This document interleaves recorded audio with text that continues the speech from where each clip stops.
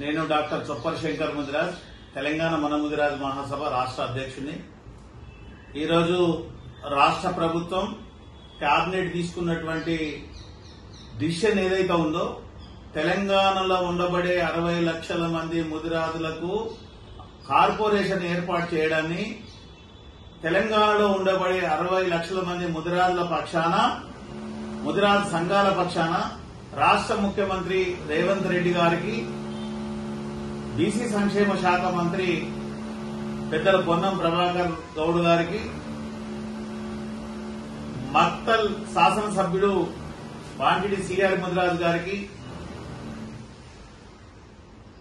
Congress party నాయకుడు నీలం మధు ముదిరాజు గారికి, అదేవిధంగా ఈ రాష్ట్ర వ్యాప్తంగా ముదిరాజు సమస్యను ఎన్నో ఏళ్లుగా పరిష్కారం కావాలని కొట్లాడినటువంటి ఈ రాష్ట్రంలో ఉన్న 14 లక్షల మంది ముదిరాజు యువతకి 2016లో భీమన్న పాదాలు ఆదిలాబాద్ నుంచి హైదరాబాద్ నిజాం కాలేజ్ గ్రౌండ్ దాకా తమ రక్తాన్ని చిందించి రోడ్ ఎరిపింగ్ ఇచ్చింది. ఆ రోజు ప్రభుత్వం దృష్టికి తీసుకొచ్చి నిజాం కాలేజ్ గ్రౌండ్ లో బహిరంగ సభ పెట్టి, మాకున్న ఏకైక సమస్య ఏ గ్రూపు, రెండవ సమస్య ఫైనాన్స్ కార్పొరేషన్ ఏర్పాటు చేయాలని మా యువత గుల్లపల్లి శ్రేణి ముదిరాజు నాయకత్వంలో ఆనాడు భారీ బహిరంగ సభను నిర్వహించడం జరిగింది.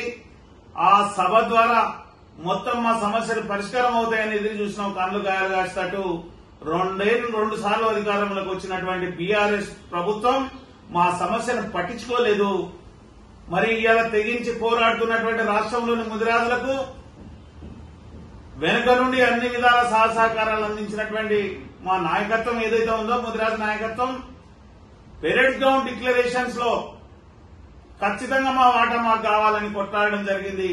ఇవాళ మాకు ప్రధానమైన శత్రువైనటువంటి బీఆర్ఎస్ ను ఈ రాష్ట్రంలో బొందబెట్టాలి, మా వాటా మాకు కావాలని కొట్లాడిన ముదిరాజులకు కాంగ్రెస్ పార్టీ 3 శాసనసభ స్థానాలు, భారతీయ జనతా పార్టీ 8 శాసనసభ స్థానాలు ఇచ్చి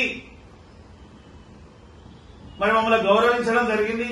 ఇలా బీఆర్ఎస్ పార్టీ అధికారం కోల్పోయి ఇవాళ ఆనాడు ముదిరాజుల చైతన్యాన్ని చూసిన కాంగ్రెస్ పార్టీ ఏ గ్రూపు అమలు చేస్తాం, కార్పొరేషన్ ఏర్పాటు చేస్తామని ఇచ్చిన వాగ్దానాన్ని మాట నిలుపుకున్నటువంటి కాంగ్రెస్ పార్టీకి, కాంగ్రెస్ ప్రభుత్వానికి మేము తెలంగాణ మన ముదిరాజు మహాసభ పక్షాన ధన్యవాదాలు తెలియజేస్తున్నాం, కృతజ్ఞతలు తెలియజేస్తున్నాం.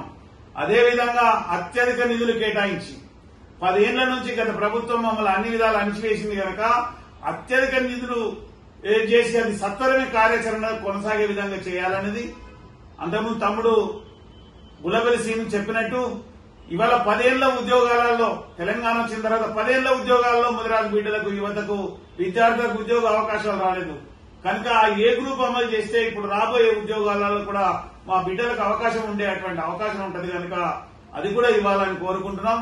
ఈ సందర్భంగా ముఖ్యమంత్రి గారికి మా విన్నపం, దీనికోసం కృషి చేసినటువంటి మా అన్న వాంకిడి సిఆర్ ముదిరాజు గారిని కూడా కేబినెట్ లో తీసుకుని ఆ లోటు లేకుండా చేయాల్సిన అవసరం ఉంది. కాంగ్రెస్ పార్టీ నుంచి కూడా నీలం మధు గారికి మెదక్ పార్లమెంటు స్థానాన్ని కేటాయించి గౌరవించాల్సినటువంటి అవసరం ఉంది. అదేవిధంగా ముదిరాజులంతా ఐక్యంగా ఉన్నాం, ముదిరాజులు ఐక్యబద్ధంగానే కొనసాగుతున్నాం. ఇవాళ ఇక్కడ మల్కాజ్గిరిలో ఈటల రాజేందర్ని, మెదక్ లో నీలం మధు గారిని, రేపు చేవెళ్లలో అవకాశం వస్తే ఇవాళ అక్కడ కాసాని జ్ఞానేశ్వర ముదిరాజు గారిని కూడా రాష్ట్ర వ్యాప్తంగా ఉన్నటువంటి ముదిరాజులు గెలిపించుకోవాలని చెప్పి ఈ రోజు తెలియజేస్తూ తెలంగాణలో ఉండబడేటువంటి యువతకు, ముదిరాజులకు అందరికీ కూడా శుభాకాంక్షలు తెలియజేస్తున్నాం. ఈ కార్పొరేషన్ ఏర్పాటైన సందర్భంగా జై ముదిరాజ్, జై ముదిరాజ్.